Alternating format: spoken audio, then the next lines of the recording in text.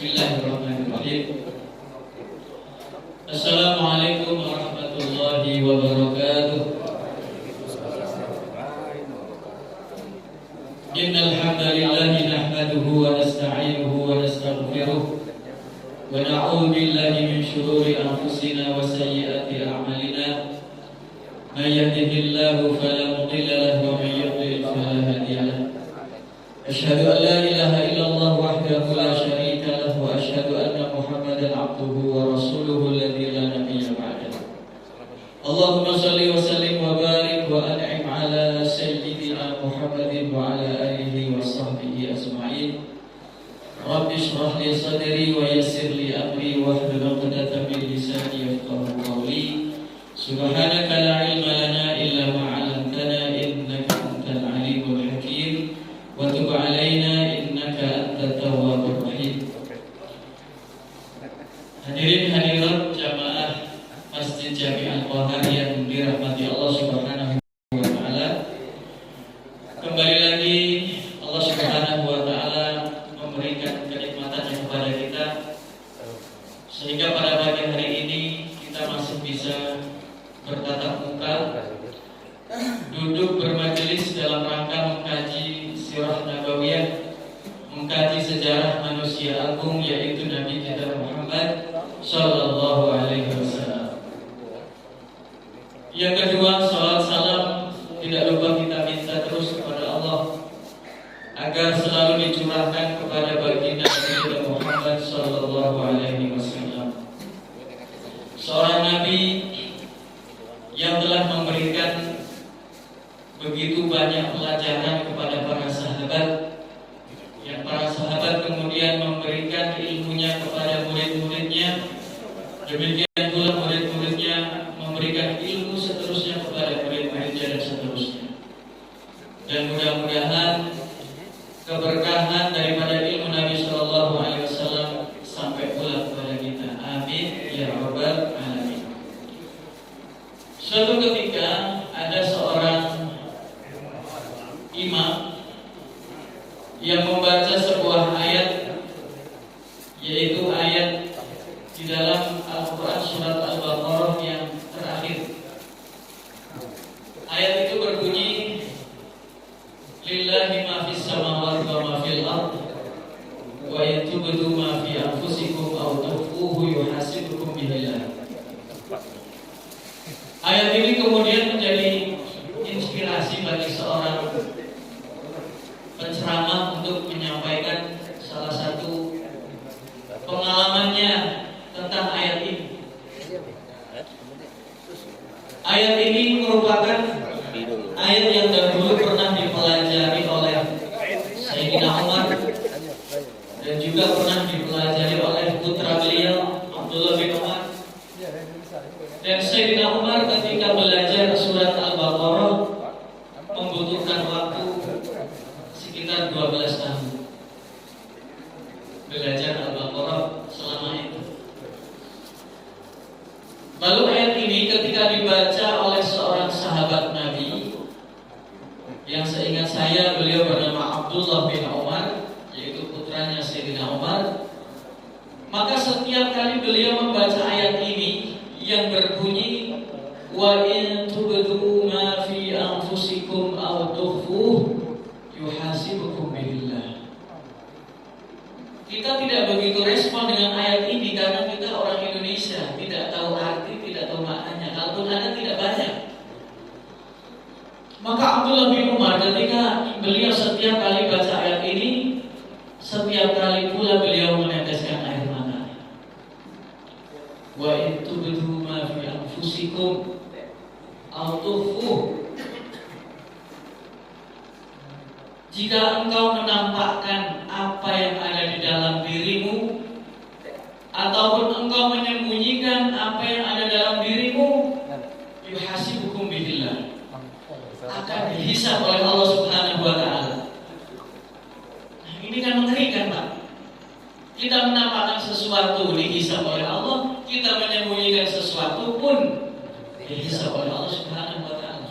Maka yang baik-baik kita tampakkan, yang buruk-buruk kita simpan, itu semuanya akan dihisab oleh Allah Subhanahu wa taala.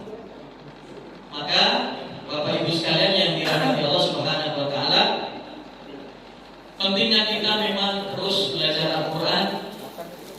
Diawali dari sesuatu yang ringan-ringan dulu, Bapak. Alhamdulillah masjid kita sudah ada belajar Al-Quran mulai dari dasar, dari huruf hijaiyah dikenalkan sampai nanti mungkin Iqra dan seterusnya. Itu sebagai awalan bagi kita. Seandainya kita wafat sebelum kita mampu menguasai ilmu Al-Quran, sebelum kita mampu fasih membaca Al-Quran, itu mah urusan Allah Subhanahu wa taala. Yang penting kita belajar. Yang penting kita menuntut ilmunya Allah Subhanahu wa taala. Allah akan menilai prosesnya. Hasilnya biarlah Allah yang melakukannya, yang menyelesaikannya. Maka terus semangat Bapak-bapak, Ibu-ibu, dalam kita belajar Al-Quran, belajar ilmunya Allah, belajar ilmunya Nabi Muhammad SAW. Bapak Ibu sekalian yang dirahmati Allah Subhanahu wa taala, seperti biasa untuk mengawali pertemuan kita pada pagi hari ini, saya akan bacakan satu kisah. Yang kisah ini di banyak kesempatan sudah saya sampaikan, dan barangkali Bapak Ibu pun pernah mendengarkan kisah ini, khususnya dua orang yang di pojokan itu, Pak Tony sama Pak Robi itu udah sering tuh. Yaitu kisah tentang seorang sahabat Nabi bernama Abu Dahdah. Bapak pernah dengar ada sahabat namanya Abu Dahdah? Beliau untuk pertama kalinya membaca ayat Al-Baqarah 245. Man dzalladzi yuqridullaha qardan hasanan fayudha'ifahu lahu ad'afan katsirah wallahu yaqbidu wa yabsut wa ilaihi turja'un. Ayat ini sering Bapak Ibu kita baca karena ini letaknya di awal-awal Al-Quran, Al-Baqarah 245. Tetapi kan ayat ini tidak begitu berdampak pada kehidupan kita. Dan itulah memang bedanya kita dengan para sahabat. Mereka itu begitu baca Quran itu langsung berdampak pada jiwa mereka, berdampak pada amaliyah mereka. Maka ketika Abu Dahdah membaca ayat ini untuk pertama kalinya, bukan untuk yang kesekian kalinya, Abu Dahdah kemudian merasa janggal dengan ayat ini. Kalau bagi kita mah gak ada janggal-janggalnya ayat ini ya, karena kita memang tidak tahu. Bagi Abu Dahdah ini aneh, unik, dan seperti tidak masuk akal. Masa Allah mengatakan siapa yang mau meminjami Allah Subhanahu wa taala sebuah pinjaman yang baik. Memangnya Allah butuh pinjaman dari kita, Pak? Kan tidak, yang ada kan kita butuhnya sama Allah, bukan Allah butuh sama kita. Madzalladzi yuqridullaha qardan hasanan. Siapa orang yang meminjamkan kepada Allah satu pinjaman yang baik, maka Allah akan mengembalikan pinjaman itu kepadanya. Dan pengembaliannya tidak sebanding sebagaimana Allah menerima. Pengembalian Allah kepada orang itu dengan pengembalian yang berlipat ganda jumlahnya. Wallahu yaqbidu wa yabsut. Allah lah yang melapangkan rizki dan menyempitkan rizki. Wa ilaihi turja'un. Dan hanya kepadanya kalian semua akan dikembalikan. Abu Dahdah langsung menjumpai Nabi Muhammad SAW sebagai orang yang paling paham Al-Quran, karena Al-Quran diturunkan melalui Jibril kepada beliau secara langsung. Akhirnya bertanya Abu Dahdah, ya Rasulullah, apakah betul Innallaha yuqridullah, atau Allah itu menyukai atau menginginkan pinjaman dari kita? Bukankah justru kita yang harusnya pinjam sama Allah? Kita yang butuh Allah. Kenapa di dalam ayat ini Allah kok seolah-olah ingin meminjam dari kita harta kita? Apakah demikian ya Rasulullah? Oh, na'am. Rasulullah menjawab, iya, bukan. Allah membutuhkan pinjaman dari kita. Kemudian Abu Dahdah mengatakan, ya Rasulullah, arini yadak. Kalau begitu ulurkan tanganmu. Aku ingin menjabat tanganmu. Aku ingin membuat kesepakatan denganmu tentang ayat ini. Rasul fatana walahu yadah, mengulurkan tangannya. Lalu Abu Dahdah menyambut tangan beliau. Lalu Abu Dahdah mengatakan, ya Rasulullah, inni qad akhrajtu Rabbi azza wa jalla haiti fihi sittah mi'at nahlah. Om Tony tahu artinya enggak? Belum tahu ya? Ya Rasulullah, kalau memang ayat ini maknanya begitu, aku jabat tanganmu dan aku katakan kepadamu, aku telah pinjamkan kebunku. Haid itu kebun kepada Allah Subhanahu wa ta'ala. Dan di dalam kebun itu bukan kebun kosong, bukan kebun terbengkalai yang penuh belukar, bukan. Di dalam kebun itu sittah mi'ah nahlah, sittu mi'ah, 600 nahlah, batang korma. Di dalam kebun itu terdapat 600 batang korma, dan semuanya aku pinjamkan kepada Allah. Arti pinjamkan di sini ternyata diinfakkan, disedekahkan, dihibahkan, pokoknya untuk agama. Intinya dipinjamkan. Kenapa Allah gunakan bahasa pinjam? Karena Allah tahu Bapak Ibu sekalian, kita ini manusia yang kikir ya, manusia yang pelit pikir, sehingga Allah gunakan bahasa itu untuk meyakinkan kita bahwasanya duit yang kamu keluarkan, sedekah yang kamu keluarkan, itu saya pinjam aja. Saya cuma pinjam, nanti saya kembalikan dengan surga, dengan kesehatan, dengan rezeki yang lain, dengan anak soleh, dengan urusan yang mudah, dengan kesembuhan dari sakit. Aku kembalikan, tenang aja. Dan pengembalianmu itu tidak sebanding dengan apa yang kamu keluarkan. Yang aku kembalikan qardhan hasanah, itu berlipat ganda, lebih dari yang kamu berikan kepada. Karena Allah tahu Bapak Ibu kita itu kikir, pelit, maka Allah gunakan bahasa aku tuh pinjam, nanti aku kembalikan. Maka Bapak Ibu sekalian, jangan kita pernah berpikir bahwasanya uang yang kita keluarkan untuk agama ini sia-sia, membuat harta kita berkurang. Tidak. Itu disimpan oleh Allah dan akan dikembalikan oleh Allah, dan pengembaliannya lebih dari apa yang kita berikan kepada Allah. Itu intinya di situ. Maka kemudian Rasul menerima perjanjian itu. Intinya kebun kurma ini sudah untuk agama Allah, sudah untuk Allah Subhanahu wa ta'ala. Yang jadi masalah, Bu, istrinya Abu Dahdah itu lagi main-main di kebun dengan anak-anaknya. Nggak musyawarah dulu Pak Haji. Wah, ini kan repot nih kalau di zaman kita terapkan, ya kan? Jual kebun sawit. Iya, 1 hektar kebun sawit. Kebun sawit biasanya 2 hektar ya. 1 kapi itu 2 hektar. Sekitar 250 batang. Ini kalau 600 batang kan berarti 2 kapi lebih. Itu anak-anak lagi main di dalam kebun itu. Kata Abu Dahdah, ya Umar Dahdah, ukhruji. Wahai Umar Dahdah, kalian keluar dari kebun itu. Kebun itu sudah bukan punya kita lagi. Kebun itu bukan milik kita lagi, karena sudah aku pinjamkan kepada Allah Subhanahu wa ta'ala. Apakah langsung marah Umar Dahdah? Kalau istri kita mungkin langsung marah. Didiamkannya kita 3 hari. 3 hari. Tapi istri kita itu profesional kalau marah, Pak. Profesional itu mereka tahu kalau mendiamkan seorang muslim lebih dari 3 hari kan dosa. Jadi batas marahnya 3 hari. didiamkan 3 hari. Setelah itu biasa lagi. Ya umadahnya ukhruji, keluarlah dari kebun itu dan anak-anakku kalian, gak usah lagi kamu main-main di situ.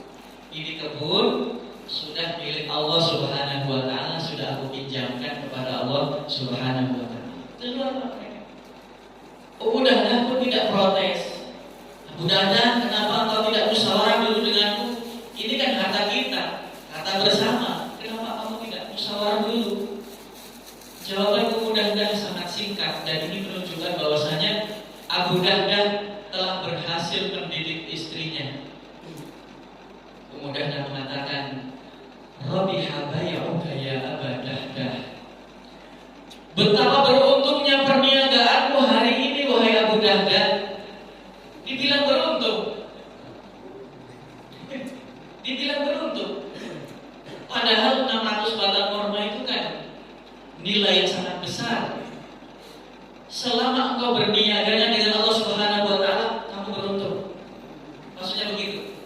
Kamu gak berniaga sama orang, sama ini, sama itu, bukan. Kamu langsung transaksinya dengan Allah Subhanahu wa taala dan itu adalah sebuah keberuntungan yang besar. Allah pasti akan mengembalikan ini. Ulang Pak mereka. Nah, sekarang kita ingin sampaikan seberapa nilai batang kurma itu, ya kan? Kalau sawit mah nggak bisa untuk ukuran, Pak, karena sawit itu harganya kan 1.000 lebih 1 kilonya. Kurma Madinah itu kurma yang dikenal mahal. Kita ambil termurahnya saja. Harga kurma per kilo kurma Madinah itu 100.000. Itu yang paling murah. Ada yang 400.000. 100.000. Dan satu batang kurma ketika panen, pada puncak-puncaknya panen bisa mencapai hampir 1 ton. Satu batang. Kita ambil yang paling kecil aja, 300 kg satu batang. 300 kg dikali 100.000. Saya pernah menghitung, tapi sekarang saya lupa berapa. 30 juta. 30 juta paling gede. 100.000 kali 300 kg. 30 juta. 30 juta dikali 600 batang. Berapa ya? 18 miliar lah sekitar. Itu Bapak Ibu sekalian, itu baru hasil panennya, belum harga tanahnya, belum harga batang kurmanya. Berapa miliar sebetulnya yang disedekahkan oleh Abu Dahdah? Itu baru sekali baca ayat. Baru sekali baca ayat Al-Baqarah 245. Pengalaman pertama beliau membaca ayat itu, efeknya sebegitu besar. Kita sudah dibacakan ayat ini. Nggak ada efeknya, Pak. Tapi ya alhamdulillah Bapak Ibu mau berkumpul bermajelis seperti ini. Bagian dari kita ini masih peduli dengan agama. Kalau sudah nggak dibaca Quran nggak berefek, suruh ngaji nggak datang, suruh sholat masih berat, apa yang mau kita harapkan? Sementara usia terus meningkat. Itu kisahnya tentang Abu Dahdah. Bagaimana mereka hasil didikan Nabi Muhammad SAW betul-betul sempurna. Beliau mendidik itu betul-betul final. Nah, Bapak Ibu sekalian yang dimuliakan Allah Subhanahu wa taala, kita masih melanjutkan kisah tentang Nabi Muhammad SAW. Kemarin sampai pada usia kambing ya Pak, 12 tahun. Pak Yusuf sampai penasaran, ini kok 12 tahun. 12 tahun itu kan melihara kambing. Dan ada 2 yang terlewat Pak. Kenapa kambing, kemudian kenapa harus seperti itu? Karena untuk melatih kemandirian Pak. Anak-anak kita di usia-usia itu harus sudah mulai kita latih kemandirian. Teman-teman Tiongkok, teman-teman Chinese, entah di Batu Raja, entah di Palembang, entah di mana, mereka sudah melatih anak-anak mereka untuk mulai menjaga toko, terus mulai berinteraksi dengan kita sebagai konsumen. Meskipun anak masih kecil, berkomunikasi dengan orang yang sudah senior, dia seperti nggak ada batasan. Udah kayak bos aja gitu sama kita. Berapa? Ambil berapa? Itu sudah dilatih begitu. Kemandirian. Nah, yang kedua, dengan mengembala kambingnya beliau untuk memberi pelajaran kepada kita bahwasanya beliau ini adalah orang yang nantinya akan banyak melakukan, bahasa Indonesianya, kontemplasi atau perenungan. Dan suasana di area penggembalaan itu kan suasana yang terbuka lebar, Bapak Ibu sekalian, sehingga ketika beliau di tengah-tengah istirahat akan menatap ke langit yang begitu luas, sebagai inspirasi bahwasanya tadabbur alam itu akan sangat terbuka, akan sangat mendukung dalam suasana seperti itu. Tapi kalau dihirup-pikuk keramaian di tempat kerja, di jalan raya, gimana mau tadabbur? Lagi tadabbur atau ditabrak orang dari belakang? Yang namanya kita di keramaian. Maka di suasana seperti itulah tadabbur alam, kemudian mengenang atau membayangkan, membesarkan, mengagungkan Allah Subhanahu wa taala itu mendukung suasana. Itulah dua yang kemarin sempat terlewat. Kemudian Bapak Ibu sekalian rahimakumullah, beliau pernah ditanya oleh para sahabat, "Ya Rasulullah, memangnya Anda ini pernah menggembala kambing?" Kata Nabi, "Betul, aku pernah menggembala kambing dan aku mendapatkan upah beberapa kirot." Kirot itu mata uang zaman dulu. Dan Nabi tidak malu-malu Bapak Ibu menunjukkan bahwasanya masa lalunya seperti itu. Pernah menggembala kambing bukanlah pekerjaan yang rendah, bukan pekerjaan yang hina. Itu justru menunjukkan bahwasanya Nabi ini adalah orang yang tidak ingin menyusahkan orang lain. Meskipun mungkin tidak seberapa pendapatan beliau, tetapi ini punya nilai, Pak. Beliau punya nilai, aku tidak ingin selamanya merepotkan pamanku Abu Thalib, aku tidak ingin merepotkan beliau. Aku ingin sedikit-sedikit punya pemasukan untuk pribadi.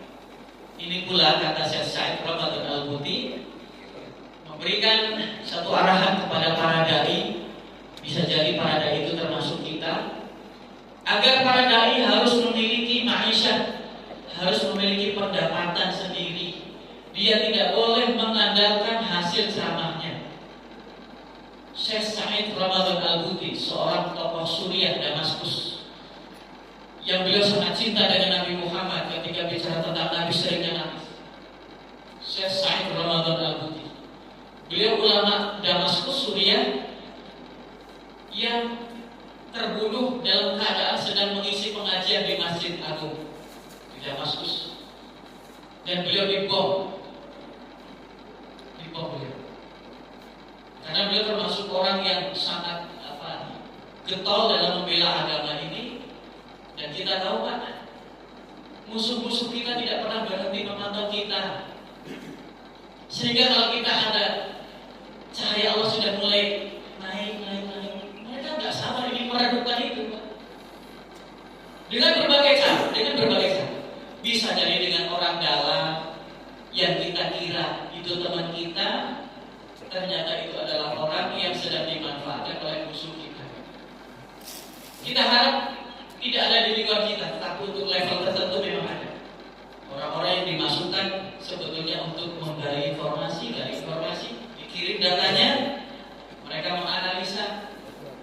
Beberapa waktu yang lalu saya sempat ngobrol dengan salah satu tokoh di Batu Raja. Ternyata tentang nasab ini Pak, nasab Nabi Muhammad itu kan sedang ramai banjir, sedang ramai nasab Ali. Yang paling dikhawatirkan oleh beliau justru Yahudi ini sedang mengincar Nahdlatul Ulama. Yahudi musuh kita bersama nih. Ini yang diincar bukan saja Ba'alinya, bukan keturunan Rasul, justru target utamanya Nahdlatul Ulama. Nahdlatul Ulama sedang istilahnya dibobok-bobok begitu, karena nasab Ba'ali kan diperkarakan oleh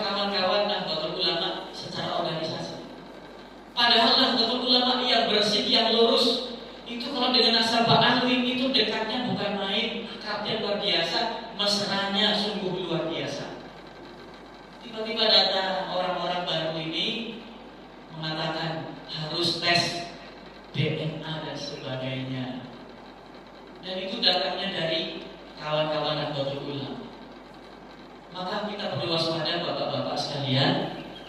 Ulama-ulama kita dulu dari Nahdlatul Ulama sudah menekankan bahwasanya yang berjuang itu kita janganlah jadi pengkhianat. Kita berjuang terus jangan ada sampai apa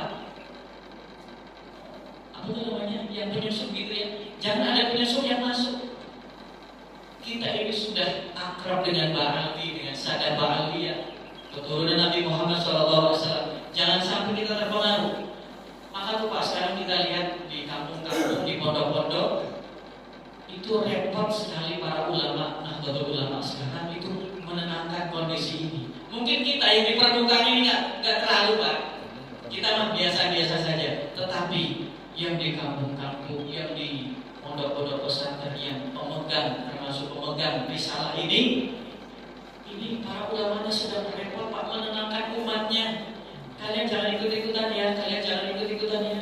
Kita terus sama Pak, kita mesra dengan mereka. Karena mereka ingin menghancurkan Nahdlatul Ulama dari jalur itu.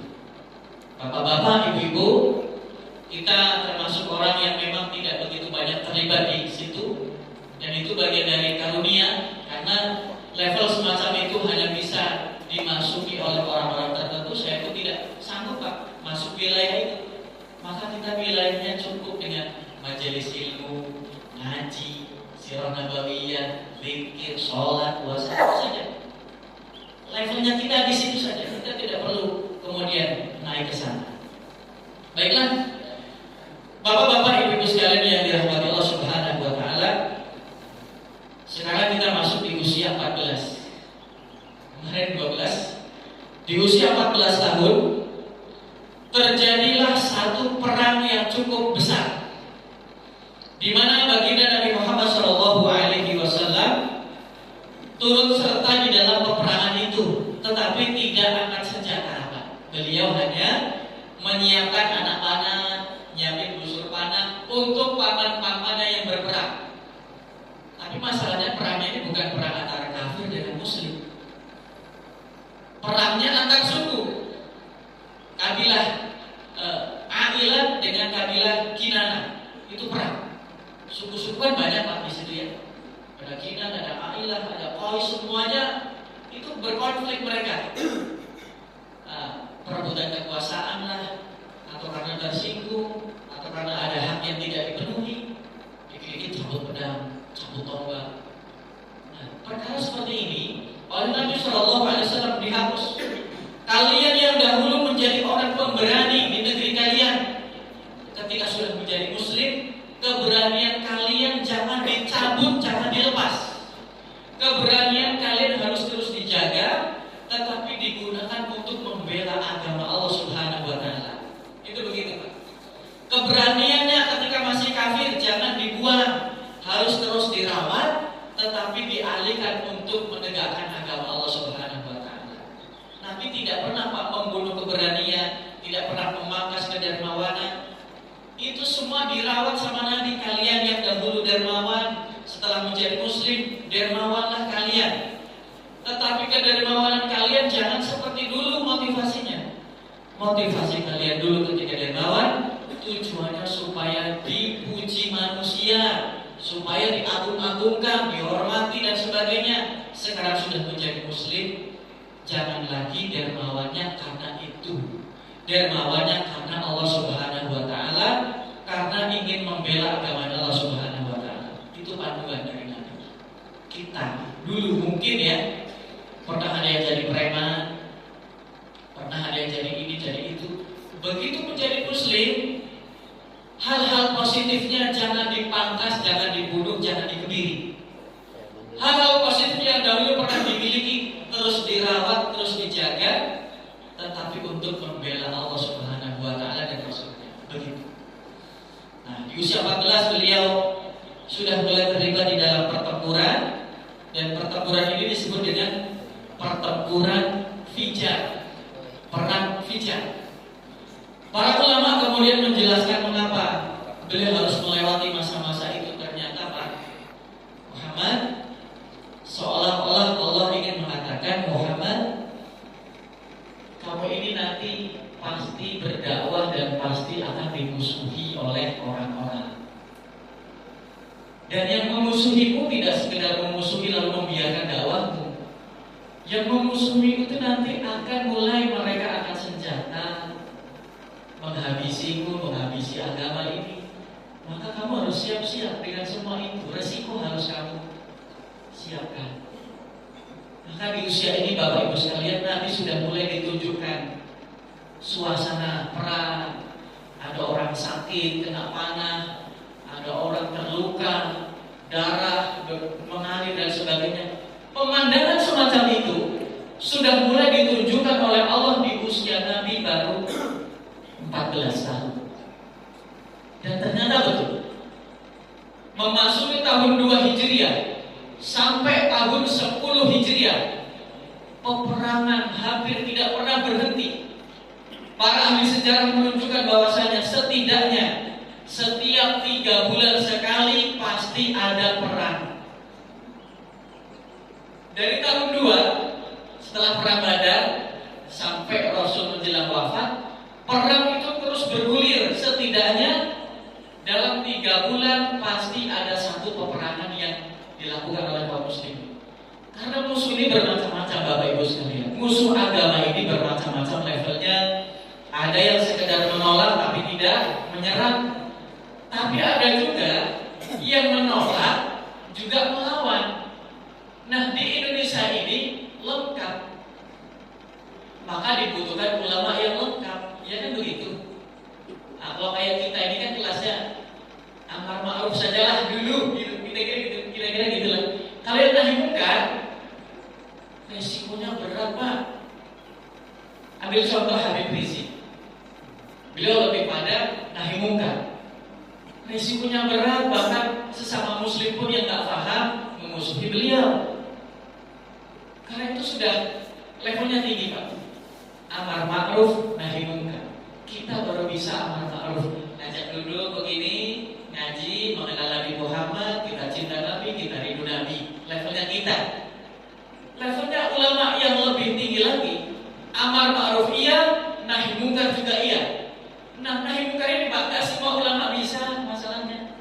Gak semua ulama bisa. Kalaupun bisa, tidak semuanya siap menerima resikonya. Resikonya berat Pak. Dimusuhi sama saudaranya sendiri tuh, bayangin. Berat gak kira-kira? Berat Pak. Maka kita ini harus mulai paham betul tentang kondisi yang ada di atas muka bumi ini, khususnya skop Indonesia ini. Kenapa begini, kenapa begitu? Karena memang Pak, musuh-musuh Islam itu tidak sekedar mereka ingin menolak agama ini, tetapi juga mereka ingin agar agama ini habis. Gak ada lagi yang giat untuk agama ini, gak ada lagi, kalau bisa redup, hilang.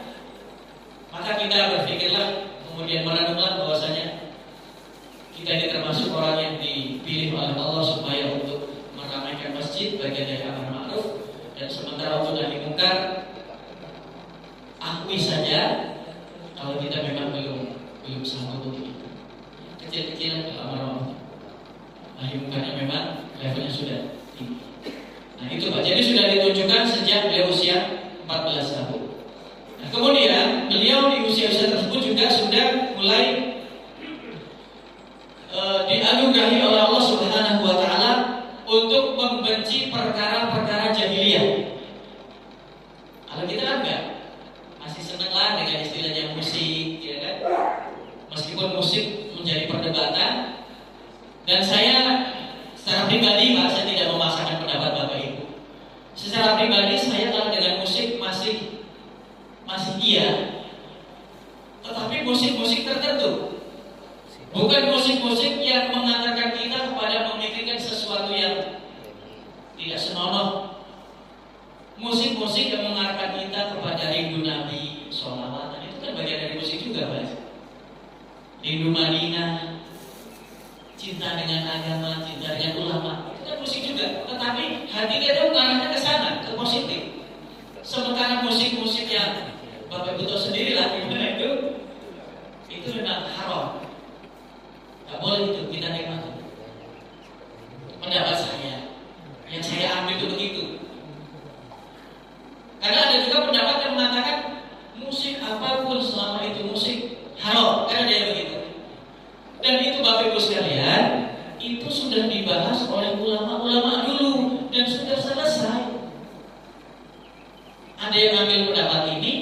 saya mengambil pendapat ini.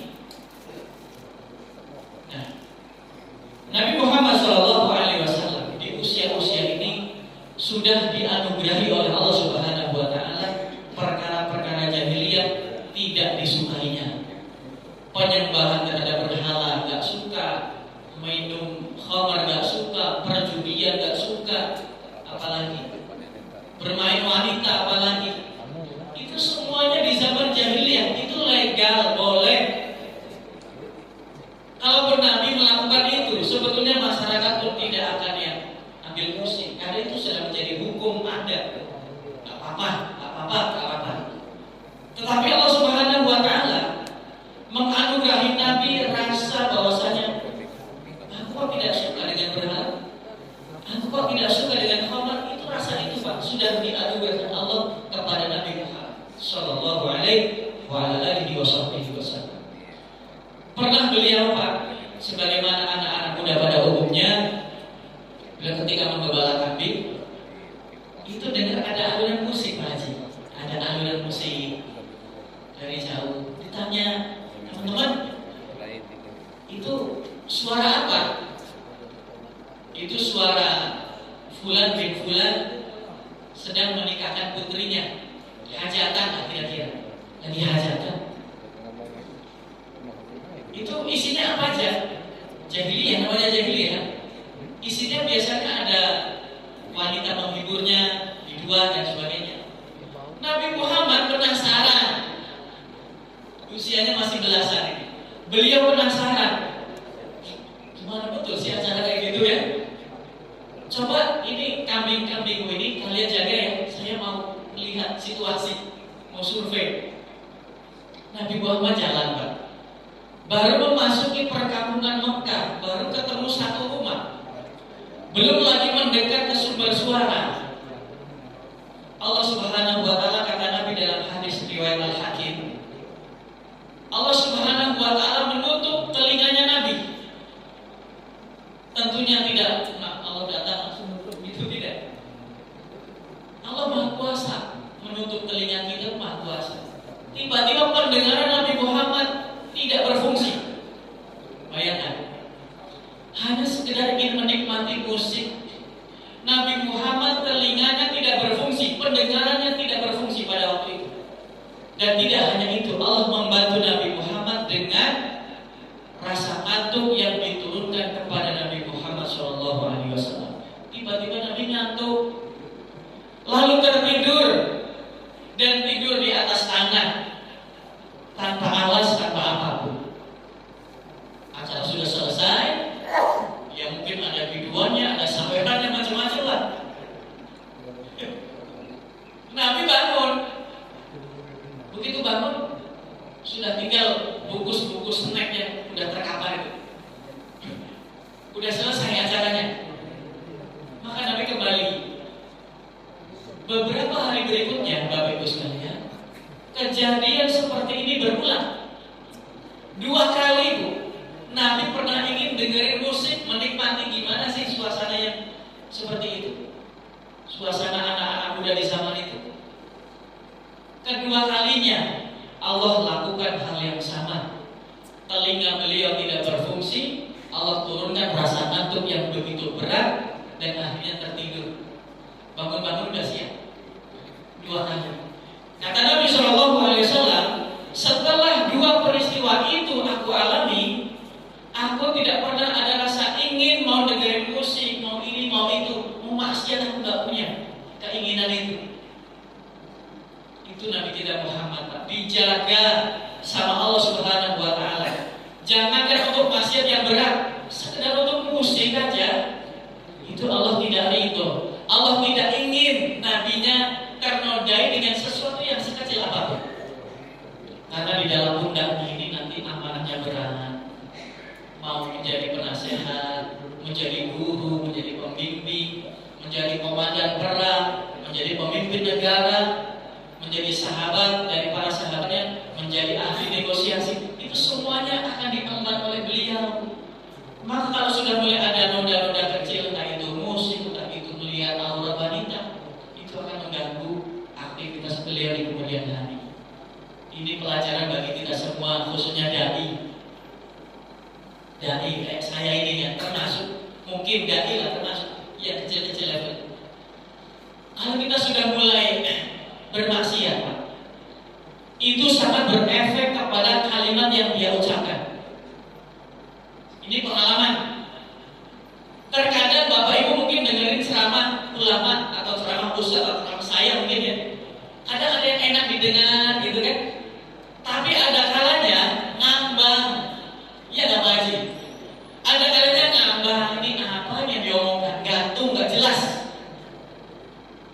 Dan itu salah satu faktornya karena yang menyampaikan maksiatnya terlalu kencang. Belum sempat diistighfari, dia sudah mulai ceramah, dan Allah belum turunkan rahmatnya kepada orang itu sehingga kalimat yang keluar gantung-gantung aja, nggak berefek pada kita. Kita mencari rindu Nabi, rindu Rasul, cinta Nabi, cinta Rasul, tetapi yang bersangkutan belum menanamkan kerinduan, belum menanamkan kecintaan, kok sudah mengucapkan itu? Ia tidak begitu berefek. Maka dari itu Pak, ada ulama yang mengatakan satu perbuatan baik, satu akhlak yang baik itu akan lebih berefek daripada 1000 nasihat. Ya kan? Dia tunjukkan akhlak yang baik, dia tunjukkan perilaku yang baik. Hanya tunjukkan, dia nggak mau apa-apa. Itu akan lebih berdampak daripada dia ceramah sampai 1 jam, 2 jam, tetapi dia tidak menunjukkan akhlak. Itu efeknya tidak sebenarnya. Maka dari itu, Bapak Ibu sekalian, saya secara pribadi mohon maaf jika ada satu kata, kalimat, perbuatan yang tidak menunjukkan apa yang sering saya sampaikan, maka saya mohon ampun kepada Allah dan meminta maaf kepada Bapak Ibu sekalian. Sekaligus saya minta maaf juga bahwasanya saya ini belum bisa mungkin saat ini Pak Bu mengantarkan Bapak Ibu untuk bisa lebih mencintai Nabi Muhammad SAW. Karena saya tahu kecintaan saya, kerinduan saya kepada Nabi Muhammad pun belum begitu besar. Maka wajar kalau Bapak Ibu masih sadar-sadar saja dalam mencintai Nabi. Ya karena memang yang saya sampaikan, yang menyampaikan itu energinya belum cukup kuat, belum full power. Isi pertalitnya baru setengah, belum full tank. Jadi nggak sampai untuk ngantar Bapak Ibu ke Lampung mungkin nyampe, tapi ngantarkan Bapak Ibu sampai ke Jakarta, ke Jawa Tengah, Jawa Timur, sampai ke Bali belum nyampe. Karena BBM-nya baru separuh, bahkan mungkin seperempat. Kita terus meningkatkan kadar kerinduan kita kepada Nabi, kadar keimanan kita, kecintaan kita kepada Nabi Muhammad SAW, sehingga kita sama-sama bisa bangkit bersama-sama merindui Nabi Muhammad SAW. Kemudian beliau juga pernah selama hidupnya pernah memperlihatkan aurat beliau, tapi bukan aurat inti Pak Robi, bukan aurat inti, aurat beliau lutut. Di zaman itu Pak, Ka'bah pernah tergenang banjir, tertutup dengan air Pak, dan itu menimbulkan batu-batunya mulai rontok. Maka orang-orang Quraisy kemudian bermusyawarah, kita rehab nih Ka'bah ini. Dan Nabi Muhammad SAW ikut gotong royong di situ. Gotong royong angkat batu Pak, angkat batu. Kebiasaan orang-orang jahiliyah, mereka tidak pakai pakaian atas kalau lagi kerja lapangan, hanya pakai sarung kalau kita sekarang. Maka Nabi Muhammad dan orang-orang di sekitar itu bekerja sama bangun Ka'bah. Nabi Muhammad ikut angkat batu, dipanggul di pundak beliau. Paman beliau bernama Abbas mengatakan, "Ya Muhammad, kalau angkat batu jangan begitu caranya. Kalau begitu pundak kamu nanti lecet kena batu. Angkat sarungmu, kamu jadikan sebagai alas supaya pundakmu tidak sakit." Nah, Nabi Muhammad waktu itu mengangkat sarungnya Pak, auratnya terlihat, lututnya terlihat, dan baru saja sekali menampakkan auratnya Allah Subhanahu wa Ta'ala tidak izinkan. Tiba-tiba buat Nabi Muhammad terjatuh, tersungkur dan pingsan. Langsung pingsan. Begitu sadar, ada malaikat yang mengatakan, tutup auratmu, kamu jatuh gara-gara kamu menampakkan aurat. Aurat aja, lutut aja, nggak boleh Nabi ditampakkan kepada orang. Apalagi di zaman itu, orang-orang musyrik ketika mereka melakukan tawaf,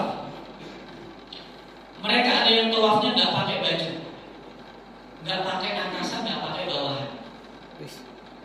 Bisa kita bayangkan gimana itu ceritanya, kok bisa begitu? Dan kejadian semacam ini terjadi sampai tahun 9 Hijriah. Nabi sudah jadi nabi sudah puluhan tahun. Nabi wafat tahun 11. Tahun 9 orang-orang musyrik sebagian masih ada yang melakukan begitu. Tawaf gak pakai baju. Ini ibadah apaan ini kalau kita pikir?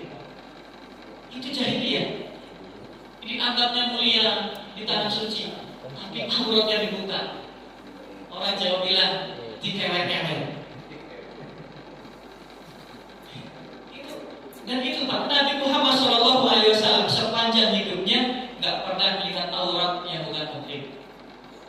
Seharusnya kan kalau normalnya ya, Nabi Muhammad lahir di Mekah, artinya kejadian orang tawaf nggak pakai baju. Kalau memang itu bukan Nabi, itu pasti pernah melihat, karena Nabi orang situ. Tapi selama hidupnya Pak, Ibu, Nabi Muhammad nggak pernah melihat aurat orang lain yang bukan muhrim.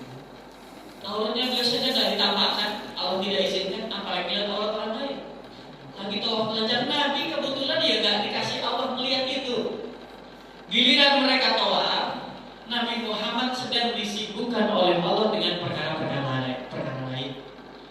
Giliran mereka sudah selesai tawaf, orang-orang yang telanjang itu sudah selesai tawafnya, kan mereka pulang. Barulah Allah Subhanahu wa Ta'ala beri kesempatan, Muhammad, kamu kalau mau tawaf silakan. Orang-orang itu sudah tidak ada lagi di situ. Mereka pun datang lagi. Nabi Muhammad disibukkan untuk urusan lain. Itu betul-betul terjaga. Nabi Muhammad SAW. Nah, jadi Bapak Ibu sekalian, Nabi Muhammad SAW di usia itu sudah mulai mendapatkan penjagaan dari Allah Subhanahu Wa Taala, dan kita tahu bahwasanya beliau dijaga oleh Allah tidak hanya di usia itu. Tetapi ketika lahir pun sudah dijaga, usia bayi dijaga, sampai menjelang wafatnya pun Nabi selalu dijaga oleh Allah Subhanahu wa Ta'ala, sebagaimana firman Allah, wallahu ya'simuka minan nas. Allah lah yang menjaga kamu dari manusia yang ingin mencelakai kamu. Nabi Muhammad, Bapak Ibu sekalian, beliau tidak hanya satu kali ingin dibunuh oleh orang-orang kafir. Sudah sering saya sampaikan, beliau ingin dibunuh oleh orang-orang kafir, kejadiannya sudah belasan kali. Belasan kali. Baik yang betul-betul kafir, maupun orang Islam, maupun orang kafir yang mengaku Islam. Apa itu? Munafik. Orang kafir yang mengaku Islam ingin membunuh Nabi, itu pernah dilakukan oleh mereka. Dan itu Allah yang menjaga. Lagi-lagi Allah yang jaga.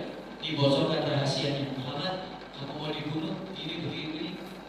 Yahudi pun demikian. Ketika Yahudi mau menimpakan batu penggilingan gandum,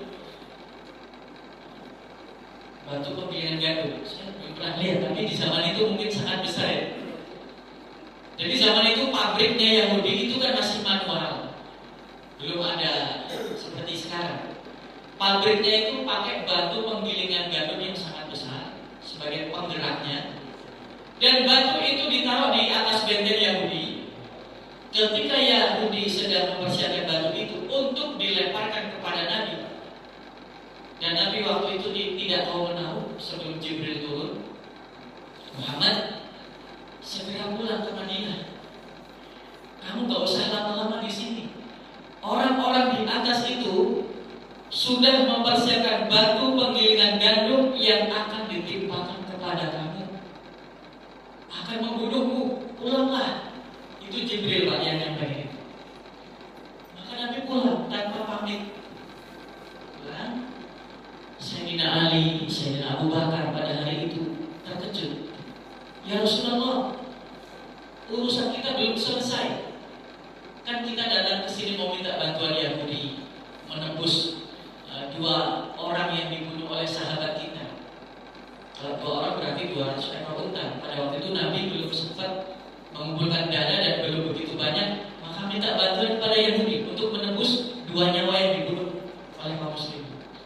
Tapi kata Jibril, tidak usah sampai selesai, segera pulang. Mereka berencana membunuh. Pulang. Orang-orang Yahudi sadar, Pak. Oh, berarti Muhammad betul-betul Nabi, karena dia tahu rencana kita. Kata sebagian lain, kan sudah kami beritahu tadi, kamu masih ngeyel. Dia itu Nabi, dia itu pasti mendapatkan wahyu dari Allah, dapat berita dari langit. Kamu tadi sudah saya kasih tahu masih ngeyel. Yang namanya Yahudi, Pak, ya, karakternya kan begitu. Akhirnya Nabi Muhammad pulang. Di Madinah Nabi ditanya sama Ali dan Abu Bakar, "Ya Rasulullah, kan kita tadi belum selesai urusan kita, kenapa Anda kok buru-buru pulang tanpa pamit dan sebagainya?" Jibril tadi turun mengatakan kepadaku bahwasannya mereka ingin membunuhku, maka aku pulang. Wahai Ali, wahai para sahabat, kumpulkan pasukan. Langsung begitu, Pak.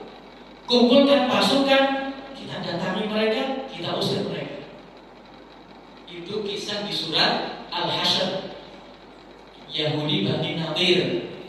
Surat Al-Hasyr itu, Pak, juz 28 atau 29. Itu isinya tentang kisah ini.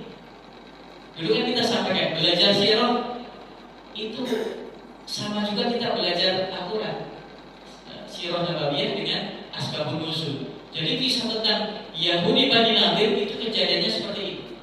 Nabi datang mau minta bantuan, malah mau dibunuh. Akhirnya mereka dikepung oleh kaum muslimin, dikepung beberapa hari, dan akhirnya mereka nyerah. Mereka pulang kampung ke Israel sana, ke Yerusalem. Alarmnya belum bunyi, tetapi waktu suruh sudah masuk nampaknya, Pak, ya? Sudah masuk. Atau tadi sudah bunyi, saya belum dengar. Masya Allah. Mohon maaf Bapak Ibu sekalian. Demikianlah yang bisa saya sampaikan. Pekan depan insya Allah kita membahas tentang pernikahan Nabi Muhammad SAW. Subhanallah.